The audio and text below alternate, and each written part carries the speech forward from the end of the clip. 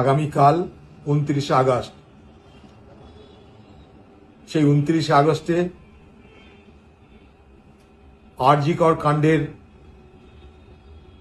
আমাদের ঘরের বোন, আমাদের ঘরের মেয়ে যে ছিল আরজি করের চিকিৎসক, তাকে নৃশংসভাবে ধর্ষণ এবং খুন করা হয়েছে। তার প্রতিবাদে সারা বাংলা জুড়ে মানুষ বিচার চাইছে, দেশ এবং দেশের বাইরেও মানুষ বিচার চাইছে। আমরা সেই বিচার চাইবার অধিকারকে আরো সুরক্ষিত করার জন্য, সেই বিচারের দাবিকে আমাদের মতন করে বলার জন্য, সেই বিচারের দাবির প্রতি সমর্থন জানিয়ে কংগ্রেস দলের পক্ষ থেকে কালকে আমরা কলেজ স্ট্রিট থেকে শ্যামবাজার প্রতিবাদ মিছিল করছি।